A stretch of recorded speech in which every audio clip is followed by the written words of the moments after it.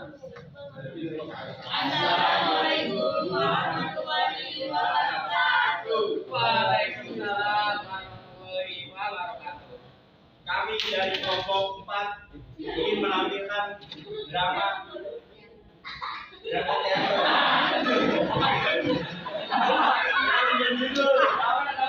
Berjudul Impian Kecil.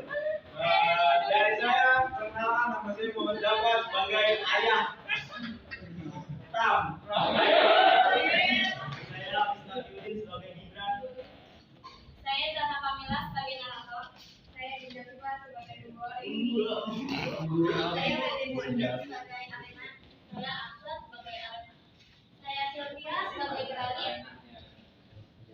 Itu kelompok kami, dan sekarang selamat menyaksikan.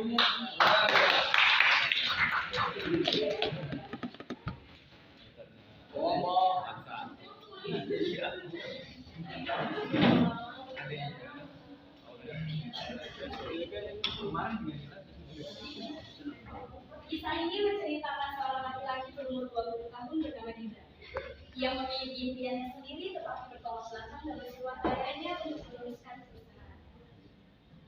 Gibran merupakan anak pertama dan memiliki satu adik perempuan bernama Geraldine.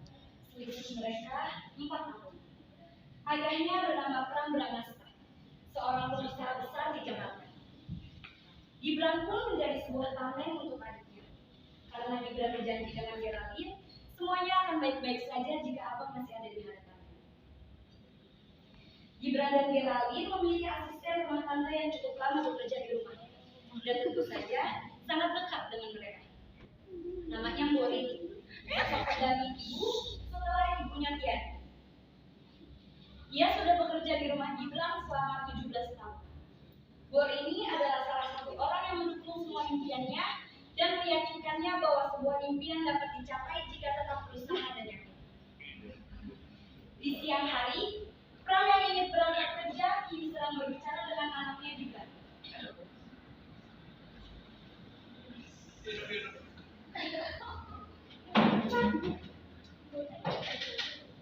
Gibran, Papa mau kamu nanti setelah lulus. Papa gak mau kamu ingin membesar-besar Papa. Ayo Bang, Gibran punya keinginan sendiri. Gibran gak mau bergantung sama Papa terus. Pokoknya Papa gak mau tahu. Kamu harus meneruskan perusahaan Papa. Kalau buat kamu siapa lagi? Sedangkan adikmu itu cewek. Emang cuma cowok aja yang bisa di perusahaan Papa. Cewek kan juga bisa. Mau mana kamu? Bukan perusahaan Papa. Dasar orang kurang ajar. Tanpa mendengar ucapan papanya, Gibran mengambil kunci mobil dan bergegas pergi ke belakang papanya dengan rasa marah. Di tengah perjalanan, Gibran berhenti untuk menonton kekasihnya bernama Alena dan sahabatnya bernama Aleta. Gibran meminta untuk ketemuan di sebuah kafe, tempat di mana mereka biasa bertemu. Setelah menonton Alena dan Aleta, Gibran pun melanjutkan perjalanannya. Sesampainya di kafe, Gibran langsung merebut kafe dan mencari tempat duduk yang kosong. Tanpa basa-basi, Gibran langsung duduk dan memesan segelas americano.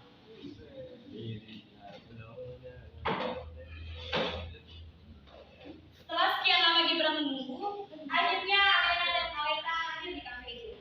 Dari kejauhan, Alena yang sudah melihat Gibran menunggu, sontak melambaikan tangannya dan berkata,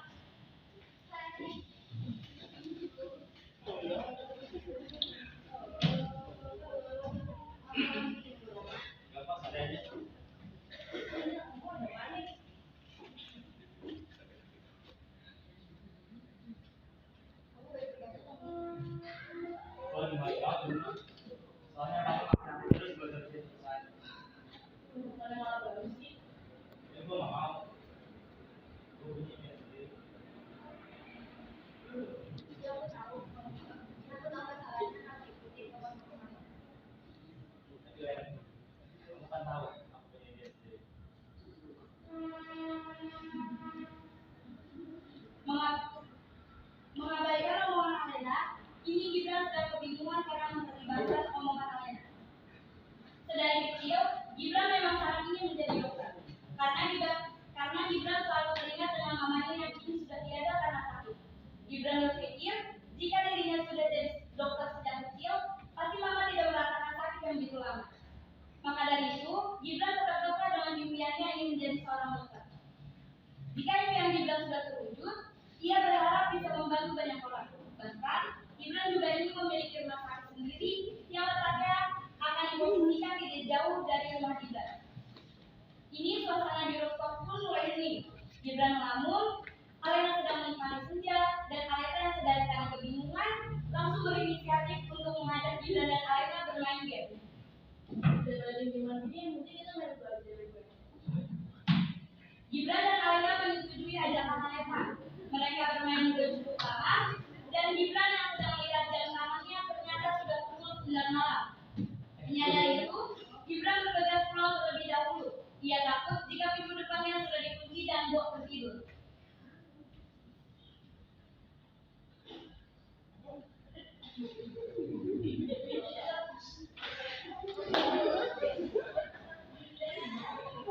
Setelah 30 menit di perjalanan, ini Gibran sudah sampai ke rumahnya dan menutup pintu depan, tapi sudah terkunci. Tanpa memikir panjang, Gibran langsung melangkahkan kakinya ke pintu belakang. Sesampai dari pintu belakang, Gibran melihat bahwa lampu dapur masih menyala. Bo, aku Gibran, Bo. Mendengar ketuk pintu dan suara Gibran, Bo langsung menghentikan pekerjaannya di dapur dan segera membuka pintu untuk Gibran.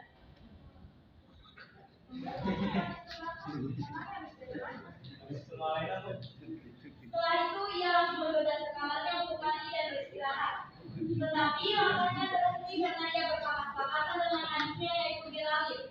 Melihat kakaknya pulang malam membuat Geraldine kepo dan bertanya kepada Gibran. Dari mana bang? Malam banget pulangnya? Nanti kalau kakak tahu pulang di sini pasti orang-orang ya. Baca. Iya, mau baca.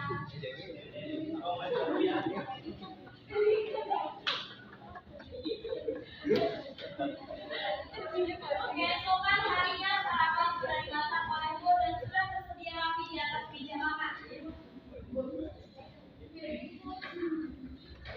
Setelah menyiapkan segalanya untuk sarapan, Bo bergegas ke kamar Gibran dan Geraldine untuk ajak sarapan bersama.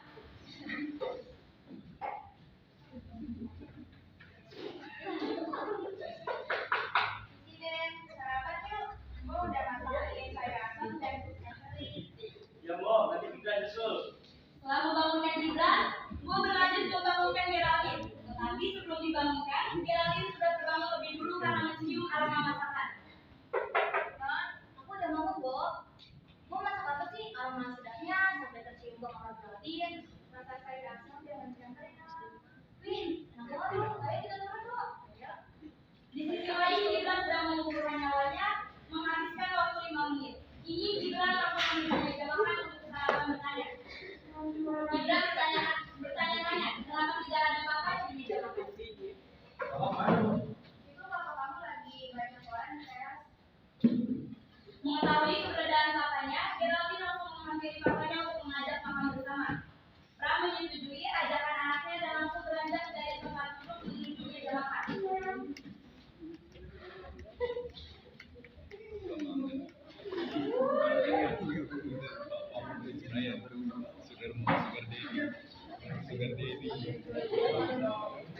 Lengkap sudah orangnya, mereka pun langsung sarapan bersama.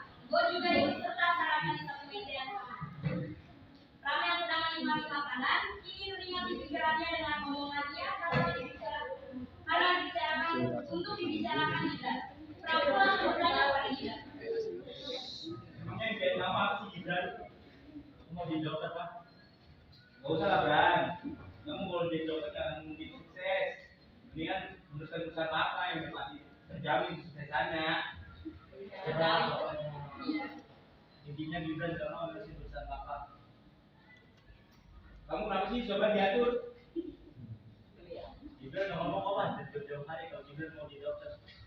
Tapi Bapak malah maksa Gibran terus buat terusin perusahaan Bapak. Gibran gak mau, Pak. Dasar kurang ajar. Dengan beberapa penasar papa dan abangnya, Geraldine hanya mendengarkan. Gibran mengabaikan omongan papanya dan bergegas ke kamar untuk mandi. Tidak pakai lama, Gibran pun selesai mandi dan langsung membereskan beberapa bajunya untuk dibawa keluar rumah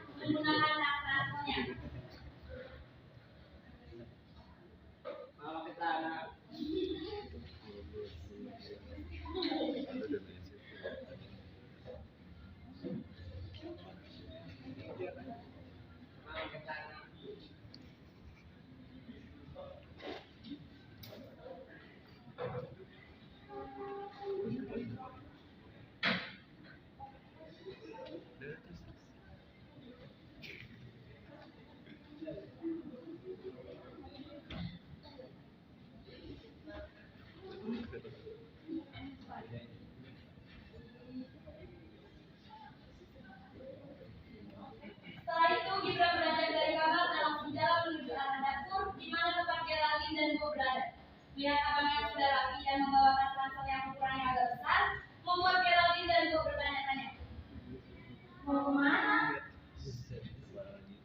Niatnya abang mau tinggal sendiri di kosan. Malas kalau di rumah terus.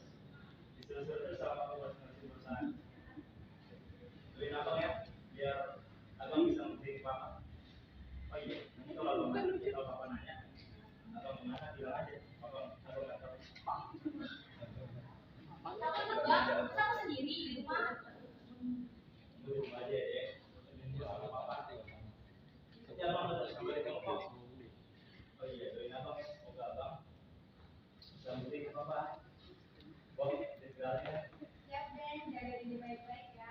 Kalau butuh apa-apa, telepon dulu atau DM aja saya. Gibran bergegas pergi dari rumah dan ternyata Pram melihat Gibran pergi. Pram masuk ke dalam rumah dan mencari Bo untuk menanyakan sebenarnya Gibran mau kemana. Terlihat ada Geraldine dan Bo. Pram pun langsung bertanya. Kalian tahu kemana si Gibran pergi? Aku nggak tahu Pak, tadi Bapak di rumah aku Gibran kemana. Katanya dia sendiri tuh. Mendengar jawaban dari Geraldine, Pram terdiam. Pram yang penasaran dengan kepergian Gibran dari rumah, dia langsung menelpon anaknya. Tetapi teleponnya tidak sama sekali diangkat oleh Gibran. Akhirnya Pram berhenti untuk berusaha menelpon Gibran. Tujuan utama Gibran adalah pergi ke rumah kekasihnya yaitu Alena. Gibran ingat kalau orang tuanya Alena punya kos-kosan. Memakan waktu yang cukup lama, akhirnya Gibran sampai di depan rumah Alena. Tapi dia heran karena rumah Alena terlihat sepi. Dengan adanya rasa penasaran, Gibran langsung menelpon Alena.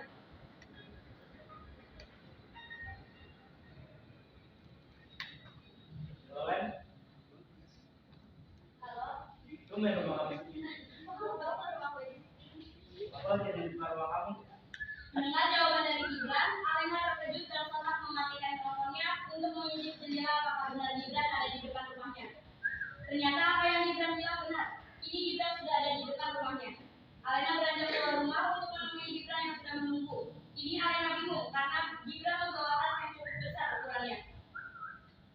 Baru tuh kamu ke tas gede mau kemana? Jelasin aja. Lihat ya aku.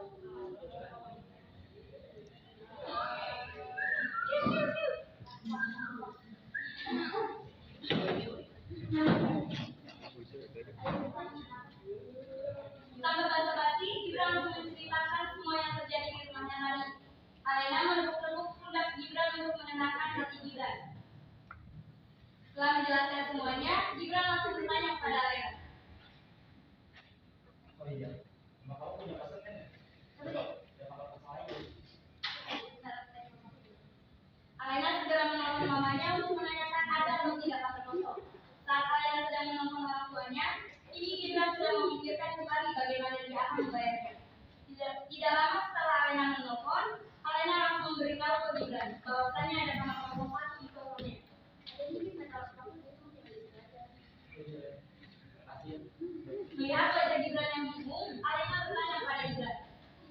Dan dulu kenapa aku tinggal di sini? Aku lagi bingung. Nanti bayar kosannya gimana? Oh itu ya. Kamu bayar sama kita siapa apa? Setelah berbicara dengan Alena, Gibran segera menuju ke kosan dan berpamitan kepada Alena. Iya.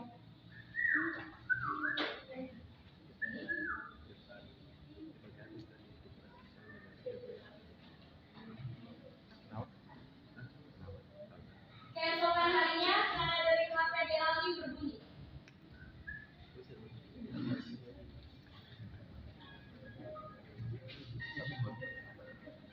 Halo, Halo dek, ibu Bang Gibran. Bang Gibran. Bang Gibran gimana kabarnya Bang? Oh baik kok. Terus sendiri gimana? Gue baik-baik juga kok Bang. Terus sekarang di mana Bang? Gue khawatir banget di sini. Takut kenapa? sekarang tinggal di kosan punyanya Kak Lena. Oh iya deh, ada yang mau ngomongin sama lu. Mau ngomongin apaan, Bang? Jadi, gua tuh pergi dari rumah karena malas banget sama papa. Dia nyuruh-nyuruh gua terus buat lanjutin perusahaannya.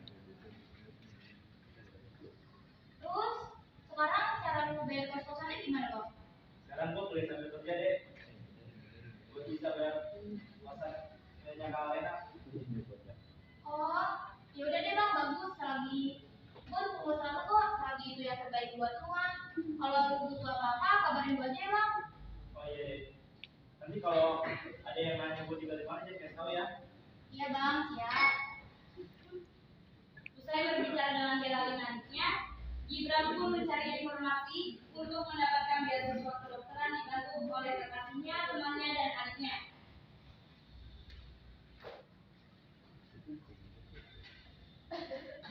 Gibran segera mencari solusi bagaimana ia dapat mewujudkan impiannya. Sambil bekerja dalam belajar dan mencari segala materi atau materi dari berbagai informasi di internet. Dengan bantuan Geraldine, serta mencari berbagai cara untuk mendapatkan beasiswa kedokteran tanpa pengetahuan papanya. Hingga tiba saatnya ia harus mengikuti ujian untuk mendapatkan beasiswa kedokteran yang diinginkan. Sebelum dia mengikuti ujiannya, tak lupa ia menghubungi Geraldine adiknya, bos serta kekasihnya dan Alena, untuk meminta doa akan keberhasilannya. Dan Gibran tetap meminta pada mereka untuk tetap merahasiakan hal ini dari papanya sampai dia berhasil meraih impiannya.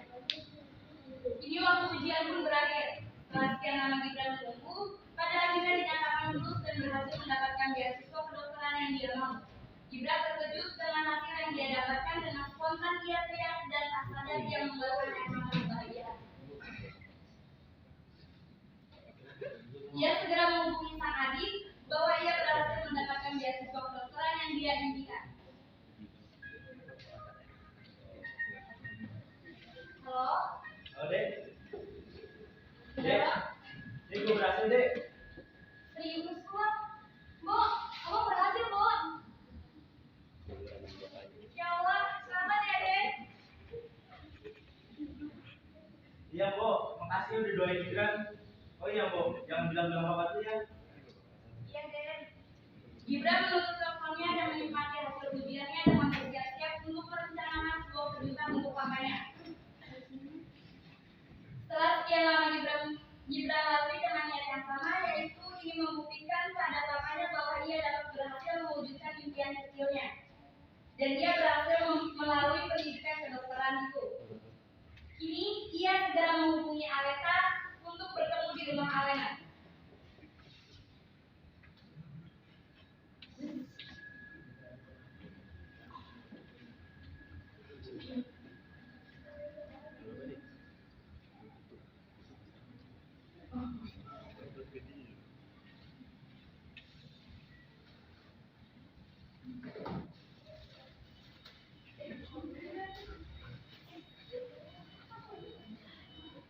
Halo Len. Halo Len. Sekarang juga lu ke rumah Lena ya. Gak ada penolakan pokoknya. Gue tunggu. Ada apaan sih? Gua lagi masaknya, anjir. Udah pokoknya lu datang aja. Aleta sedang memasak mie terhenti dan mematikan kompor karena ajakan Gibran. Aleta langsung bersiap-siap sebelum ke rumah Alena.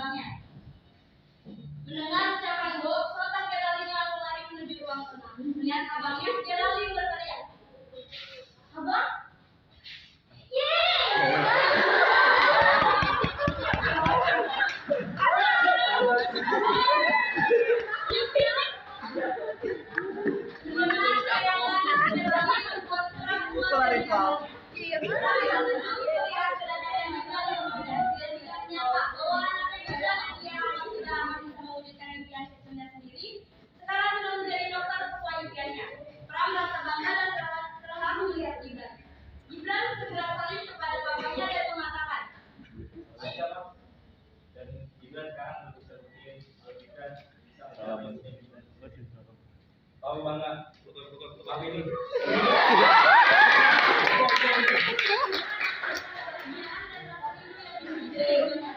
Melihat hal itu, Alena, Areta, adiknya Geraldine, serta Mo mulai saling lihat-lihatan dan tersenyum.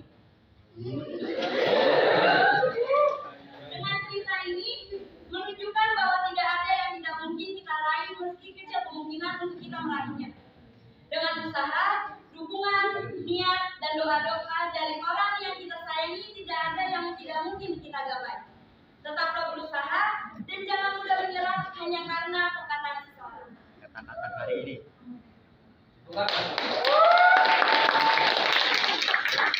Tunggu.